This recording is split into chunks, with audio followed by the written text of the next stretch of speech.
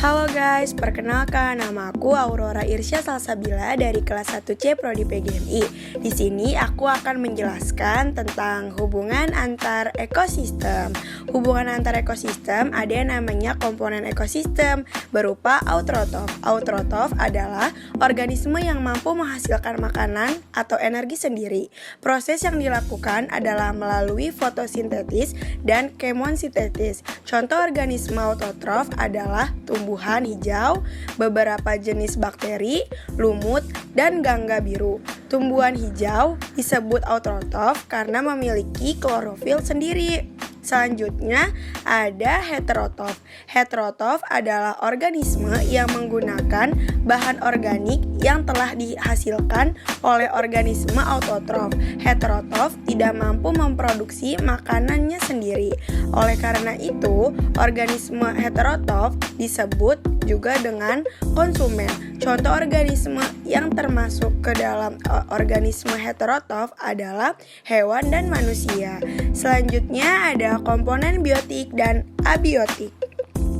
Komponen biotik adalah komponen ekosistem berupa benda tak hidup yang terdapat di sekitar makhluk hidup.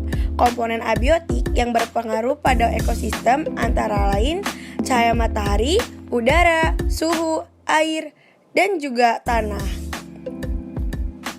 Selanjutnya ada komponen biotik. Komponen biotik adalah komponen lingkungan yang terdiri atas makhluk hidup. Pada pokoknya, makhluk hidup dapat digolongkan berdasarkan jenis-jenisnya. Misalnya manusia, hewan, dan tumbuhan. Selanjutnya ada rantai makanan. Proses makan dan dimakan terjadi dalam suatu ekosistem. Dalam suatu ekosistem terjadi peristiwa makan dan dimakan dalam satu garis lurus yang disebut rantai makanan. Rantai makanan ini terjadi jika satu jenis produsen dimakan oleh jenis konsumen pertama dimakan oleh jenis konsumen kedua, dan seterusnya. Selanjutnya ada rantai makanan perumput. Jika kedudukan tingkat trofik pertamanya ditempati produsen disebut dengan rantai makanan perumput. Contohnya padi, tikus, ular, elang, dan pengurai. Selanjutnya ada rantai makanan detritus. Jika kedudukan tingkat trofik pertamanya ditempati oleh detritus disebut dengan rantai makanan detritus. Contohnya seperti pada gambar di atas. Daun mati dimakan oleh kutu kayu dimakan oleh burung. Nah, selanjutnya ada jaring-jaring makanan. Jaring-jaring makanan merupakan rantai-rantai makanan yang saling berhubungan satu sama lain dengan sedemikian rupa sehingga membentuk seperti jaring-jaring. Jaring-jaring makanan terjadi karena setiap jenis makhluk hidup tidak hanya memakan atau dimakan oleh satu jenis makhluk hidup lainnya. Jadi, jaring-jaring makanan merupakan kumpulan dari beberapa rantai makanan yang saling terhubung. Piramida energi. Piramida energi adalah model yang menunjukkan aliran energi dari satu trofik atau memberi makan level ke level berikutnya dalam suatu ekosistem. Pada piramida ini akan terlihat adanya penurunan energi yang tersedia untuk setiap tingkat trofik. Jumlah energi sebagai persediaan tersebar adalah produsen dan lebih kecil pada tingkat-tingkat trofik berikutnya.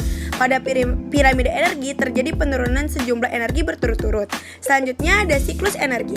Siklus energi merupakan perpindahan zat dari tempat satu ke tempat yang lainnya yang akhirnya akan kembali ke tempat zat itu berasal. Pada siklus ini lebih ditekankan pada perputaran energi yang terjadi di antara komponen ekosistem. Siklus energi ini diawali dari energi matahari yang ditangkap oleh produsen, kemudian terus berputar tiada henti pada konsumen dan komponen ekosistem. Contohnya pada proses fotosintesis, energi cahaya ditangkap oleh tumbuhan dan diubah menjadi energi kimia atau makanan yang disimpan di dalam tubuh tumbuhan. Terima kasih, jangan lupa di subscribe ya.